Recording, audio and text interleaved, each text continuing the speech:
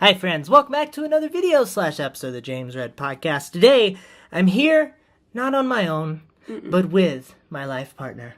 That is my wife, Christina. Hi, this is Christina. Hi, Christina. Hi, hi. How is your day going? My day is going great. I've been super productive. I know that I was going to say, I know that you are really trying to stay on track with your schedule today. I'm trying to get my life together, basically. Okay. Yeah?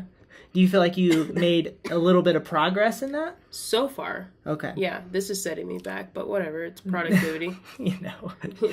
Whatever.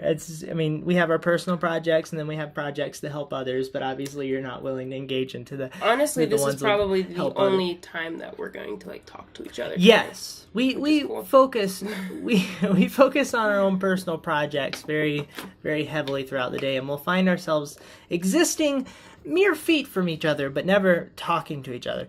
Anyway, that's not what we're talking about today.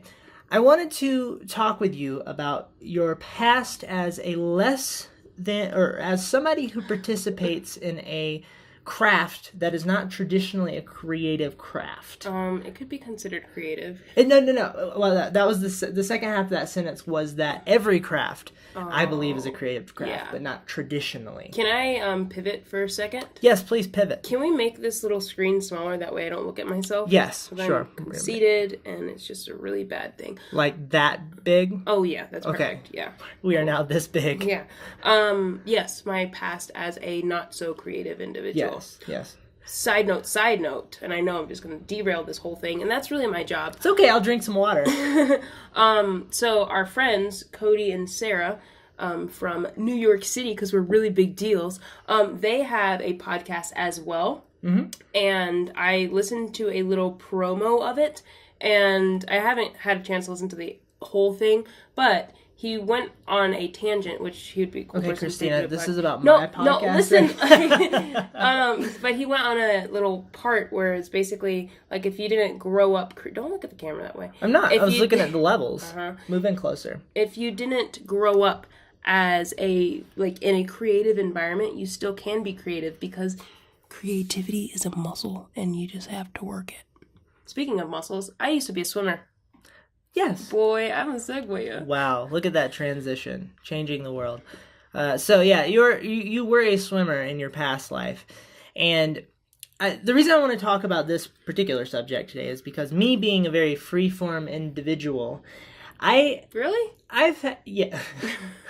Would you agree? Yeah, sure. Yeah. Whatever. I'm pretty spontaneous in my creative pursuits. I would say. Right? Close, yeah. Okay, so this is all sarcasm, what you're giving me. This is all sarcasm. Okay. So, I have spent some time in a sort of a creative group setting, specifically in the world of a band, being on stage, working with other creators. But I spend most of my time as a lonesome hermit of a creator. And I find myself being quite depressed sometimes because I forget to go hang out with other humans, right? Should we be talking about this on a podcast? Yes. Cool. This is part of it. All right. Welcome to my podcast. I'm just so sad all the time. So I think that there is tremendous value that can come from...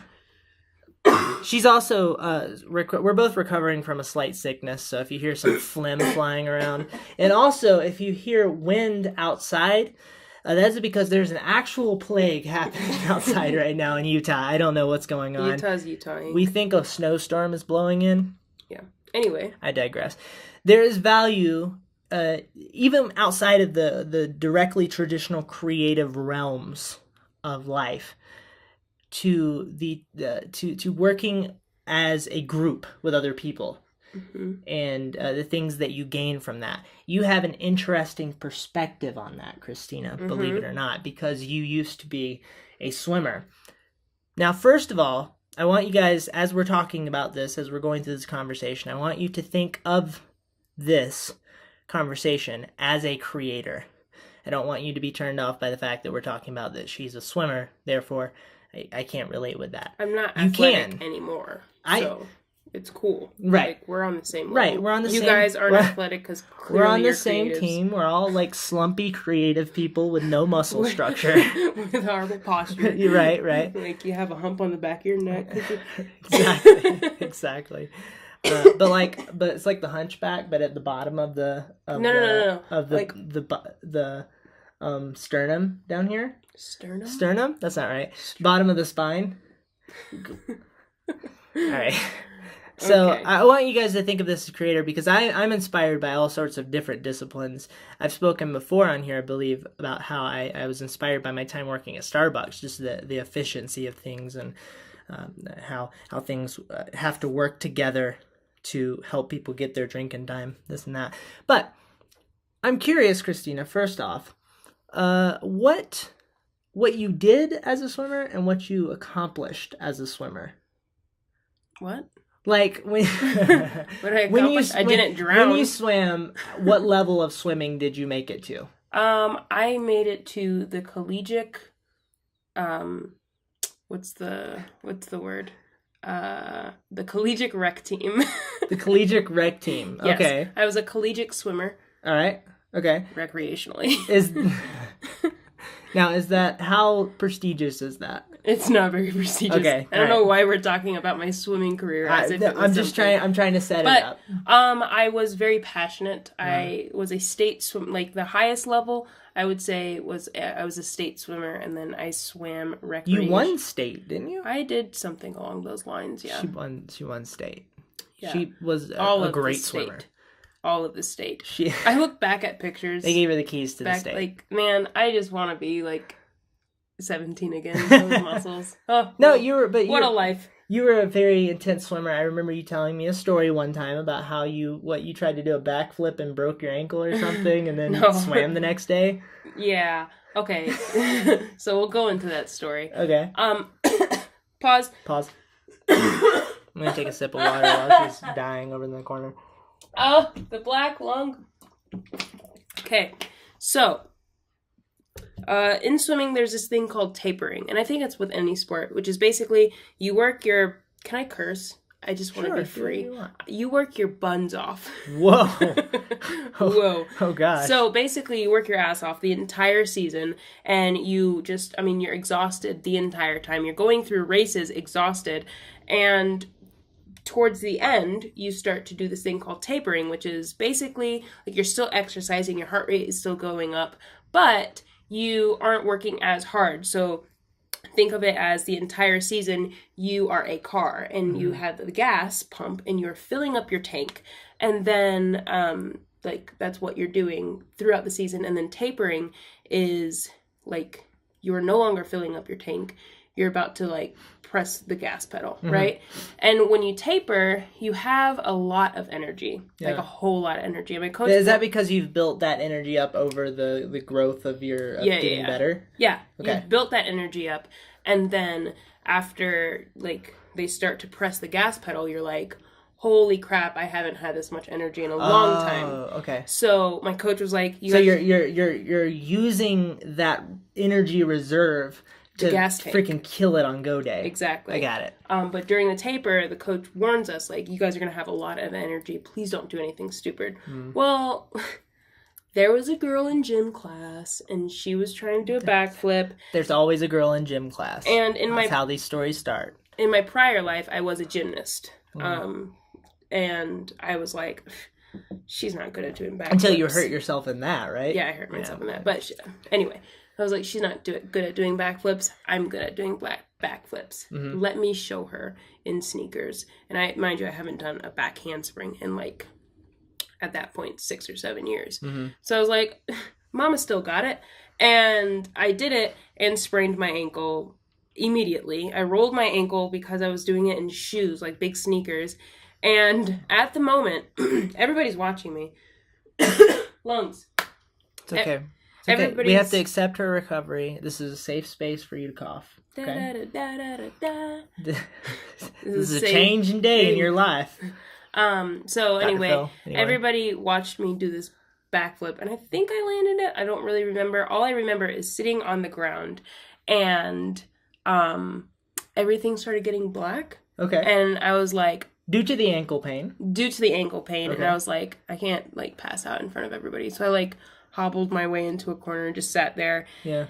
And, the rest of the day, it was sprained. And I went to swim class, or whatever it's called, and swim chapel, and told the coach, like, hey, I sprained my ankle. And they're like, how'd you do that? I was like, playing volleyball.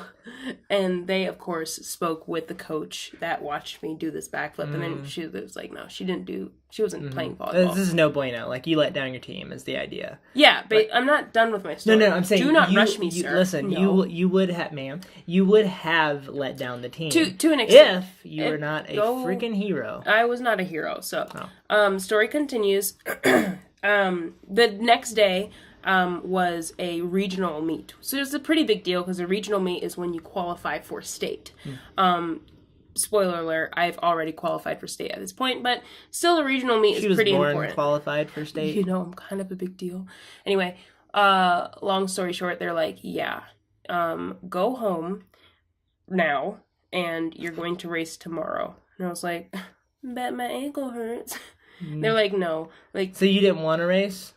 Well, I was concerned.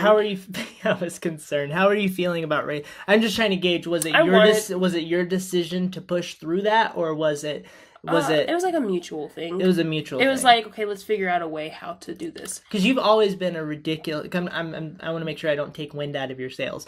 You've always been a ridiculously driven person through the uncomfortability of things, where I find myself backing off the pedal. You're like, you go faster. Yeah. And I think that's a very interesting thing about you, and I learn a lot from you because of that. Thank you. We don't tell each other these things when we don't talk. Yeah, we don't. That was interesting. Anyway, so no, it was kind of like a mutual thing. Like, let's figure out, like, take this day off, ice your ankle, and then come back tomorrow.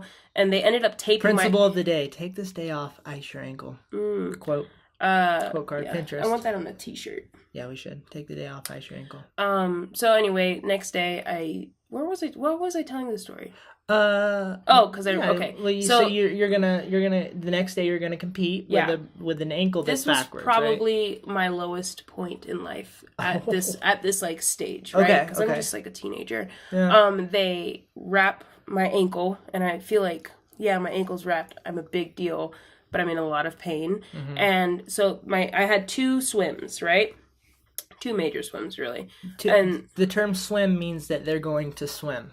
Just making sure. Okay. For the layman. Yeah. For the non-athletic. The peasants. The peasant creative. Yes. With bad posture. Yes. No muscle mass. Yeah. So I do my first swim, and my ankle is taped, and it just goes really bad. Okay. So, actually, no. I don't remember. Oh my gosh. Is this what it's like to age? No, I didn't do well. You didn't do well. So I was prospect to do the best. I was supposed to win because I'm like the best in the region at this point. So everybody was like, oh my gosh, Christina's here. Christina's here. Hey. It's like when Conor McGregor shows up for a fight, there's gold flying from the ceiling, gold bars, hitting the crowds. Oh my gosh. Sorry, everyone. I was simulating a gold bar hitting it. There's people all around him dancing. Yeah. Synchronized routines. Yeah, so they were expecting me to win, and I came in dead last, and I was like, wow, this is a bit of humble pie. And it just wasn't good. And I was really bummed out, but thankfully I still qualified for state because, as I previously mentioned, I qualified earlier in the season. And then basically I had another week to recover. Is that when you won state? No, that was regionals. I lost. You lost. I came in dead last. You dead last. But you competed. Like, people were waiting for me to get out of the water. Like, it was so bad, and my ankle hurt so much. And see, for some reason, I remember the story being like, you killed everybody. I'm getting there. This is like the backstory.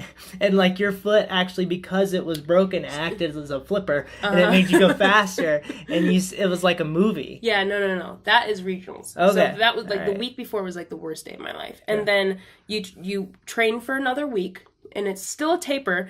And they were like, you still have to practice. For some reason, every time you say that word, I hear tapeworm.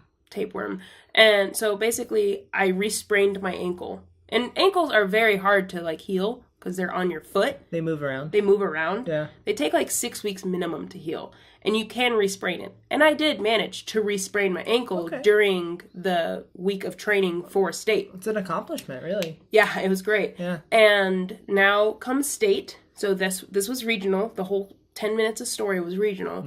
This is state. And my coach like gave me a pep talk, and they're like, yeah, you did really bad last week. You did really bad last week. You have nothing to lose this week. And this is your last swim of the season. And basically, like, untape your ankle. Like, they had my ankle taped first race, like, the week before. And I think that's why I did so bad, because I didn't have the full motion. And he was like, your body knows what it should do. Your ankle hurts. It won't hurt in the water. I was like, why? And he was like, it just won't. That was a lie. It hurt. But basically, my coach, like, gave me this pep talk. Yeah. He was like, just go out there and do it. And I was like, okay, I'll try. And I went out there and did it, and I won my heat. Wow. Yeah. Very good. So, but what we take from this, that's like my favorite story in life to tell. That's great. So I'm going to tell like 6 more times, and I can go. So in detail. It has a nice, a nice climactic ending to it. Well done. So I think what we can take from this is judgmental. Don't be careful with your backflips, and if you do a backflip, that is a time to push through and figure out how you can grow. Oh, you wanted me to talk about teams, didn't you? We're gonna get there. Okay. I was just trying to get through I just wanted to hear your story about you spraining your ankle and almost dying from blood loss, which was how I remembered it. There is what I remember. That was like the coolest moment of my life. That was great. I spoke about it for years after. We're gonna lift this up. Because like there was a moment. So like I am moved. So when almost to tears, right? They're internal tears. Okay, they haven't come out yet. So when they will later on this evening, I presume. Yeah. So when you're swimming, water is like splashy, right? Yeah. When you're in the front, water it's clear. It's it's flat water. Right. And when you're swimming, you want to stay like in a streamlined way, right? Yeah. So my coach was like, "Don't look up to see where you are. Just go. Just go until you're finished." And there was a moment where I was like, there's some principles in there. Probably dead last. Yeah. And I like swam, and it was towards the end. It was like the last 25 yards, and I like did like a big stroke and like lifted my head up just a little bit, which probably could have messed me up if I was neck and neck with somebody. Anyway, and the water was like clear, clear glass, and I was like, holy freaking heck, I think I'm winning. And then I kept going. And I'm curious. Just kept on going. I'm curious what the feeling was in contrast to the time before that when you lost. You probably wanted to win more than ever, right? I'm sure, yeah. Yeah, like there was probably some serious drive. Yeah. I think that's an interesting thing. I honestly just wanted to finish and not come in dead last. So you just wanted everyone to not wait for you to get out of the pool. Yeah. My standards was like, you know what? I was the best. I'm not the best anymore. I'll come in like 4th. It's cool. Yeah. But I came in 1st for the heat. That's amazing. So that's not when you won state, though. I'm just trying to make sure. That is when I won state. That's state. when you won state. I thought these were separate. I thought you were saying you won your heat, and then there was another time where you won state. Did you won state one time? I won state for my heat. Did you won? Okay, I don't know what that means. So let's move on. So you won something. Yeah. All right. What I'm curious about. I haven't felt that feeling in a long time. is the disciplined environment that because I remember back when you were swimming, I had my life together. It was a pretty structured time in your life. This idea of getting up early, getting in the pool when it's cold and you don't want to get in, and having to overcome that and all of this. Yeah. What was some of that discipline like for you? Like, how did that carry itself out? Honestly, I don't remember. On a daily basis. I'm trying to, like, reapply it. Yeah? It meant, honestly, just accountability. Which maybe you need to give me more of, like, hey, Christina, get outside. But, so, like, what did that discipline mean? So, what did a daily practice look like for you? A daily practice. Well, we got there. Well, I'm going to go with morning practice because you arrived. Nobody wants to like talk about morning practices. Good start. Make sure you arrive. No, first make sure you wake up. Make sure you wake up and you drive. What time did you wake up? I knew that I had to be at the pool at like 5:15 or something. In the morning? Yeah, in the morning. So it was like super, super early things. Yeah. And I remember almost like falling asleep on the road. So first 2 steps, wake up, don't crash your car. Third step is like like you're looking at the pool, your body is a warm body, generally, like inside of your body. And the last thing you want to do, you generally want it to be warm. Yeah. The last thing you want to do at 5 o'clock in the morning is jump into a pool that's 68 degrees. Yeah. So it's just like, just shaking your head and just going in the water reluctantly. And then just starting and not stopping. That's why I like swimming, because once you, like, getting to the pool is the hardest part. Once you get in the water, you're in the middle of a pool. What are you just going to do? Tread? Like, you have to just keep going. Yeah. So, like, swimming forces you have to keep going. You put yourself in the middle of the storm, so to speak, and you have to figure out a way to get through that process. Yeah. And you can't just so the natural thing at that point is to make progress, but you decided to get yourself out of your comfort zone in the first place. Yeah. And it was because I had to, because I had a coach to tell me, you have to be here. Yeah. And I think what I struggle with now is, like, I don't necessarily have a coach that says, hey, like, if you're running, like, why are you taking, like, a 30-second break? Yeah. And that's what would happen with swimming. It's like, hey, why are you taking a 30-second break? Keep going. And that's one of the downfalls of working on your own personal discretion. Yeah, because I feel like we're our own easiest person and we're our own hardest person, if that makes sense. Because I can rationalize the crap out of, like, I'll just take a 2.5 minute break right now and check Instagram. But there's nobody standing in the corner looking at you like, yeah, like, you shouldn't be taking a break right now. Keep going. And I want to learn how to, like, apply that in my life. Better. Yeah. I want to get my life together. So, and I think the interesting art is figuring out how to create your own version of that for your life if you want to be a self-motivated person. I think one way that you could probably mitigate some of that is by having specific times where you are around other people. Because I don't necessarily want to have a coach. I think that would make me more unhappy than happy, right? Yeah, maybe. I think it would. When was the last time you had a coach? Well, I've Can I sit? on an actual legitimate level, I would say that it would be in my days on stage. Okay. At church. Yeah. There was that sort of system there, but I think that I'm built to be a self-boss. Okay. Right? Cool. Now, there are all sorts of struggles that come with that, but I know that I'm fundamentally built that way. Yeah. Whereas other people like to have that structure behind them. Yeah.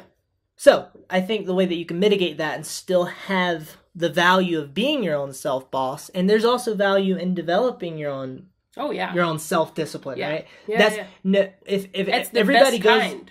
Right. Because you're not reliant on anybody. Like, at the end of the day, it's just you. And if everybody goes away in the world, you have yourself to lean on. And that's a really good thing. So develop that. Yeah. However, it's good to have other creative friends around you. Yeah, absolutely. And we're lucky enough to have some good friends around us that we hang out with them for 10 minutes and we're like, okay, what are we doing? Yeah. We're wasting our lives. Yeah. let's figure this out. I think that's one way you can mitigate that. But I also speak to the importance of routine a lot in the creative process, and I'm curious what you feel like the importance is of having that routine, having it be such a daily, consistent, repeated activity. I think when it becomes a routine is when it becomes easy. And, like, the whole goal in life is just, like, this is the whole goal in my life. I want my brain just to be empty. Like, just nothing in there. When I watch TV, I want nothing to happen in here. Like, when we watch a scary movie, I don't want to feel things. I want to just, like, vegetate, you know? So the value of routine, in my opinion... all of my favorite movies are rather intellectual movies. Gosh, it's the worst. Like, why do you want to sit there and think all day? She doesn't want to think at all. No, I want to be a vegetable. You just want to enjoy yourself. I just want to, like, stare at a little bit of drool. No, yeah. Listen. But you probably you're a happier human at times because of that. Yeah, most times. But I think with routine it's something that, like, it's just automatic. And if it's a positive, because there's negative routines and there's positive routines. Oh. There's a negative routine. Is there a neutral routine? No, there's no neutral. There's, like, haven't you seen, like, Star Wars? There's no neutral. There's just do.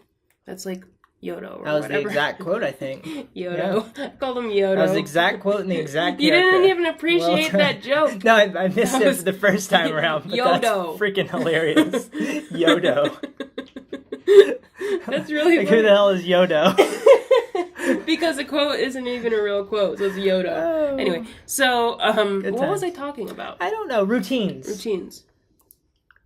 Value of it. Value. I mean, was it what you feel like it was helpful to your life now? No. To be exposed to that? No. I'm not going that direction. I'm going to derail it. So, positive routines and negative routines. Swimming every day at 5 o'clock in the morning, in my opinion, is a pretty positive routine because you're making yourself uncomfortable. Yeah. It's a little bit of, what does Dr. Drew call it? Like, ordinary misery. Oh, right. And you're exposing yourself to the ordinary misery that comes with life, which helps you. Yeah. So I think that's a positive routine. Negative routine is like, I wake up in the morning, first thing that I do is I check my phone, and then I sit on there for like 45 minutes and that kind of thing. So the thing with swimming that I liked was that it was like a positive routine, and it made me like have momentum in the day, and it made me like do stuff with my life. So right now what I'm trying to do is create a positive routine around my life. I could just go swim, but we're not there yet. Like baby steps. It's been a while. But like create some form of a positive routine. That way your life is just like on autopilot, positive, and then you just go from there on the things that you do have to like think about. Yeah, because I believe you're in your projects, you're either going up or down. You don't stay in one spot. Yodo. Yeah, just like Yodo says in Star Battles. You either go up or down. Star fights. Star skirmishes. So, do you know what skirmish means? Yeah, sure. I like to look up things on Google here, but I know what this one means. Skirmish it was some sort of battle back in the Middle Ages. Anyway. So do you know what skirmish means? Anyway. Yeah, so did you build any interesting habits that you use in your life now? From swimming? Or you just let all that go then? I think I just let it all go. I'm trying to bring it back. I really am. Okay, another question I have is... Damn, that was not the answer I wanted to give. This is really like making me think about that's good. The direction I'm going. You're good. That's what it's all about. Maybe someone else is spiraling into depression as well. I want to go home. What was the value to you of, and you spoke about this a little bit earlier, but just expound if you will, the value of having a team and a coach around you. A lot of it. Really? Yeah. All right, moving on. That was special. The value of having a team and a coach.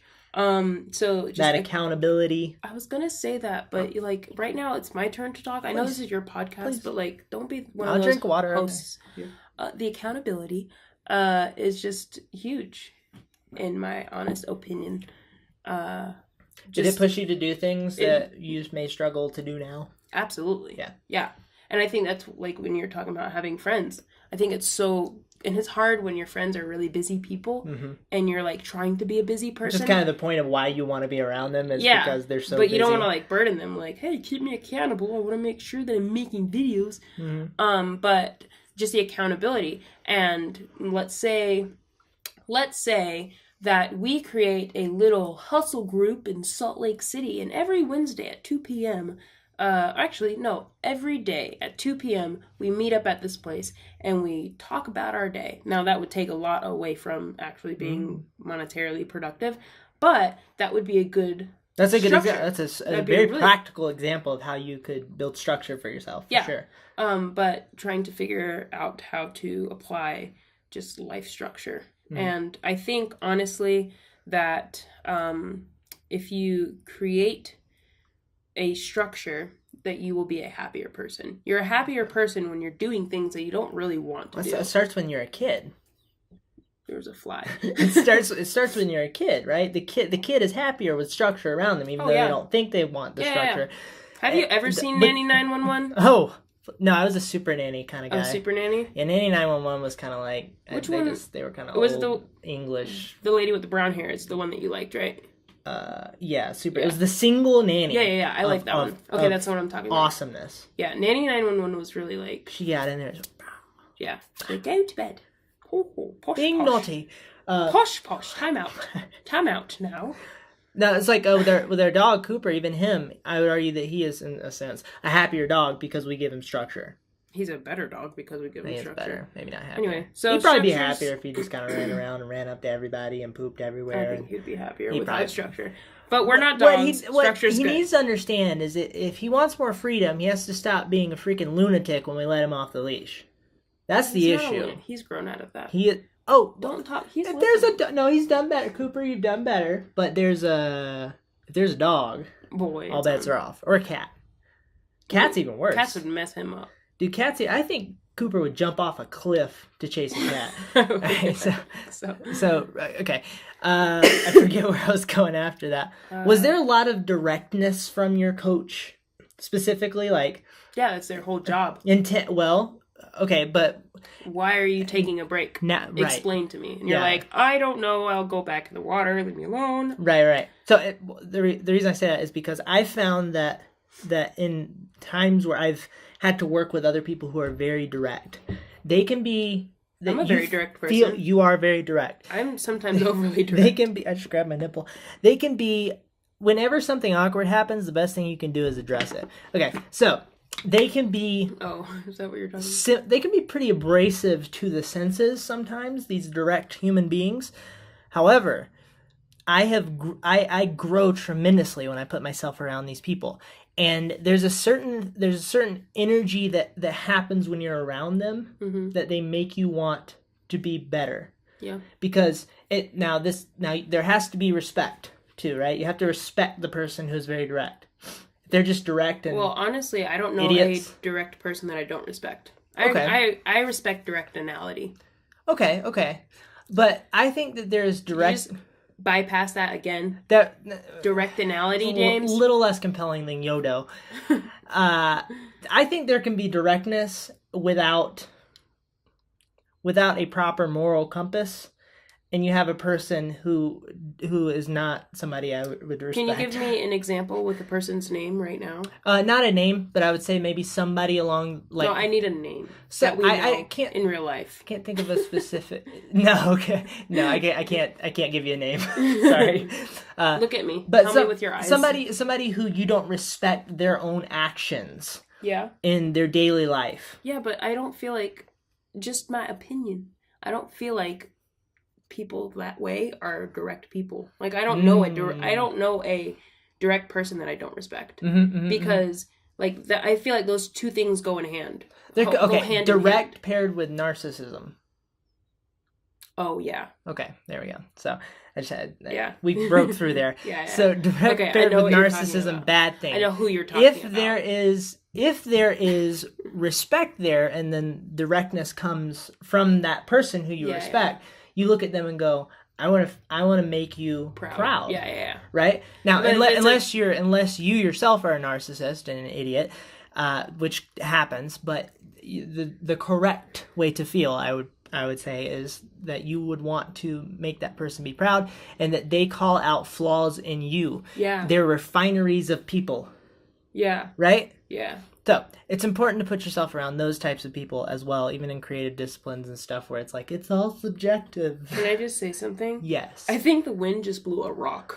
Okay. I saw a rock bounce, and there's nobody around it. So all right. Well, we should expect objects to fly through our wall at any moment. Cool. What was the value for you of competition? I'm just a competitive person. Would you call me a competitive person? I think you're frustrating. I'm frustrating? In a competitive environment. Like, I'm so competitive that you're... Like, it depends on the thing. I'm frustrating. Honestly, I don't really think... competitive. Is that what you're saying? You're just frustrating. Whenever I'm being competitive... What does that mean? No, like, when I'm being competitive and you're like, ha ha ha, you just did this. And I'm like, James, I will slit your throat. Oh, I see. Like, get out of here. So, if you're having a competitive moment and I mock your competitiveness... Yeah, I'll kill you in your sleep. But that wasn't my question. Am I competitive? Sorry, I just needed to get that out. That's cool. I'm glad you expressed that. I don't think so. I'll sleep with I don't know if you're a competitive person. Yeah, I don't. Like, I wouldn't describe... Probably the least competitive person. I'm glad that we agree.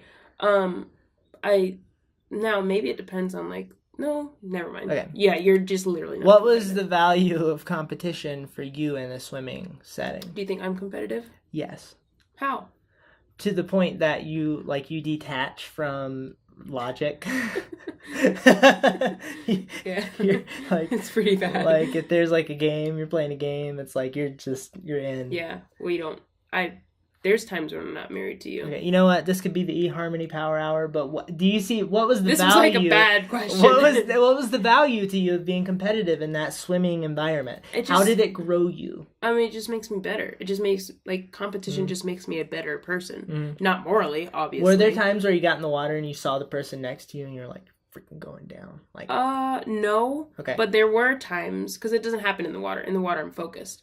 But when I'm on the block, like, did you have like a shiv in your my suit, my leotard, Speedo. onesie, speedo, bathing suit? You just stab the person next. No, but when I do get on the block, so like the center lane is the fastest person. Okay. It's the person with the fastest time, and then like it kind of slows down the further out you go, and that has to do with like science or something. But I would like look at the person on either side of me, and I wouldn't like do things, I don't think, to them, but in my mind I would like stand up a little bit straighter and like, you know, like I'm getting hype. Yeah, let's do this. Yeah, but you scare them with your eyes. But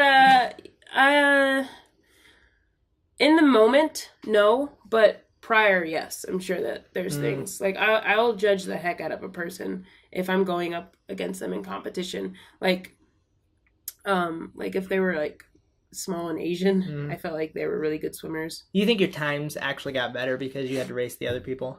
Not really. Okay. Well, maybe. Like if I swam with my coach, I swam naturally faster because he was always better than me. Okay. Yeah. As opposed to if I swam you by need to myself. compare yourself to somebody who you respect. Yeah, or disrespect. Or just okay. Yeah, right. Like I just want everybody to be beneath me. Okay. And if there's somebody that's better than me, like I'll get in the water and like be not as good as them, but you know, I don't know. I just competition. Why is this a question? The reason I was asking is because I don't know how to answer it. I do think yes, I'm competitive. Social accountability as a whole is a really, really good thing for us. Would you agree? Yeah. Okay. One version of that, and not a necessitated version of that, but a very important version of that when it's implemented is competition. Yes. I think about in businesses. There's a fly. There's no fly. Christina is just she's been taking Advil. Advil. You were competing with the fly? I don't know. Okay. So when it comes to businesses, you look at industries in the cell phone industry, for example. Okay, hold on. So you have the iPhone and the Google phone, right? Yeah. They're competing with each other, and as long as that competition is there, the phones get better and better and better. I think this applies all the way. Okay. Our dog is saving our lives right now. Please hold. I think that competition allows you to, whether you're a company or just a human being, creative human being, as usual, Cooper's barking at nothing. No, there's a golf cart. Oh, okay. He doesn't like golf carts. They killed his mother. I'm just kidding. I can't substantiate that. I don't have the evidence to back that up. So whether you're a big entity or a person, I think competition allows you to grow in ways that you can't grow without competition. So this is immediately because I was trying to think of like competition in like what I'm doing now, right? Mm-hmm. So a good example is like some of the creators that we look up to, right? I'm not competing with them, but if I'm sitting on the couch, I like to try to think, okay, what are they doing? Like, what is Gary Vaynerchuk doing right now while I'm sitting on the couch? Yeah. What is Sarah Dietschy doing right now while I'm sitting on a couch? We were hanging out at the Hint House because, like I said, we're really big deals. Hi. And they were talking about this video game, and I was like, oh, do you play video games? She's like, no, I don't have time. I was like, girl, yes. Slay. You better not have time. And then I like think about myself and I go, oh, I play this game on my phone. I need to get my life together. Because while I'm out here sitting on this couch, soaking up oxygen like drinking other people's oxygen. Like she's out there killing it. She's focused. So like I want to be like this. So I think competition and comparison are big deals for me, and there is a very fine line that if you cross, it's dangerous. So like playing on that line and dancing on it is like I think where I win. Yeah. Okay. Like if there's nobody out there, why do I need to be good at things? Because like I like to compete. Interesting. And I might not ever be as good as Gary Vaynerchuk, for example, but it's something to swim. It's something to swim faster for. Oh, girl! Oh my! Oh, that was a Yodo quote if I've ever heard one. So that was actually really good. That was good. That was valuable. That was Can very you cut good. the rest of that out and just leave that part in? We'll put the last. Can we actually reshoot that? seconds. Can we reshoot this entire thing? We'll start over. Was it 40 minutes? Yeah, we'll start over. That's cool. fine. Yeah, great. So I think the key is to figure out how to take principles from these different disciplines. And one more question I wanted to ask you was, do you have people that you watch in different disciplines that inspire you when you watch them? They make you want to go after it. Not so much in different disciplines. When you watch the Olympics? Oh, maybe. But that happens like once every 4 years. Yeah. I like to... This fly is... I told you there's a fly. So, I told you there's a fly, I said. So for me, I have plenty of... I am inspired by all sorts of different crafts that I watch. If anybody is masterful at anything, it makes me want to be better at my thing. Honestly, I think that and this might be a negative thing, this might be a positive thing. You flip that coin. But I get so tunnel visioned with things that like the only thing that I'm interested in right now is making YouTube videos and traveling. Yeah. And which is whoever does that. Tunnel vision is a good thing. Yeah. Whoever does that, I vibe with. Yeah. And whoever does things like that I want to aspire to be like, I vibe with. And I am inspired by. Now, like, watching Michael Phelps doesn't get me hype anymore. Yeah. Because I'm not trying to do that. I was never really trying to be in the Olympics. I think it's if you're interested and willing to extend your brain out into that realm, there's a lot that you can learn from other crafts. Yeah, but remember, I don't like to think that hard. Right, that's what I'm saying. You're not interested in exploring, and that's fine. You're not necessarily crippled because of that. Right. You're not necessarily crippled because of that, but I think that it is a valuable thing to incorporate into your... I like to watch how... I was watching a documentary on the Freedom Tower in New York, and it's inspiring to me how they figured out how to solve these problems that happened with the World Trade Centers, and how they built this tower to be stronger, how they built the tower in the first place. Have you ever built a skyscraper, Christina? I haven't. Yeah, I haven't either. I mean, that's not true. I built a dam out of sand on the beach once. No. You have that city building game? Oh, that's true. I built mini skyscrapers. Yeah, wow. That's not impressive to me anymore. But I was watching this, and the documentary itself was sort of like How It's Made-esque, and I don't really like that style. But I watch that show when I'm sick. Yeah, but the what I learned, or how I was inspired from watching that, is just seeing people overcome building a 104-story building, and just seeing how that all comes together and the teamwork and all of that is so inspiring to me. So I would encourage you guys to extend your brain out to that. I would also say that it is valuable to figure out how to take principles from those crafts and things where people are actually doing pretty miraculous things. Take principles from that and apply it to your own thing, whatever you're up to. Whether that means creating an environment similar to that, somewhat, or whether that means not necessarily creating an environment, but taking on a mindset that's similar to what you see them doing. Incorporating the discipline of an Olympic swimmer into your discipline as a photographer can't be a bad thing. Yeah. Right? Yeah, I don't think so. But I'd also argue, for those of you who don't like to think, as I don't like to think, I'm sure that there's something like that in the photography world that you don't have, like, you know how, like, reading, like, when you read, you have to, like, interpret things? Mm-hmm. That's a lot of work. Okay. I just read and I see words. Mm-hmm. I don't interpret. I don't really want to interpret. Yeah. So, like, So you want If you a don't bit more like of a to- digestible inspiration. Yeah, I like little tidbits. Yeah. So I'm sure there's something like that in photography, but not to. Oh, luckily we have plenty of that. Not to poop on your YouTube. point. James No, is right I too. think both points are valuable. Yeah, that's not possible. You can't poop on my point. Okay. All right. So Whatever. I think this we're at a good spot. Yeah.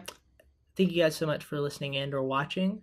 I'm curious how you guys have seen how social structure has been helpful to you. That would be awesome to hear. This would be a fun thing to follow up on in 6 months. Yeah. Because I'm trying to get my life together. Let's see if 6 months I get my life together or not. There's an accountability thing. No, but you're a freaking beast with all sorts of different things in life. Namely a budget. Yeah, but that's not really what I'm trying to conquer. I understand, but I'm just saying you're really good at all Like, those once things. I And recognize. Once I win You at better something. recognize your privilege, Christina. Once I win at something, it's like, okay, that's boring. Oh. Next. That's a good mindset. Yeah. It's a good mindset. You could be sitting around just drinking Smart Mountain water. Dew all day. Watching Smart Judge water. Judy, which we Hold on. we do one of Let's those. not. But which one is it? Judge Judy. It's Judge Judy is very healthy. Oh, Mountain Dew's not very healthy. Dude, you should get Judge Judy on your podcast to talk about photography. Dude, I want to It's see the Judge greatest idea. wanna This is see why you Judge need to have Judy creative on a people around you. podcast. Maybe Yodo. I think he's still alive. Yodo? Yeah, I think he's Oh. like 812 or something. Didn't he die or something? Ooh, No, you're thinking of spoiler. Yoda. Thank you guys for listening and or watching. I hope you have a lovely day. Goodbye. Bye.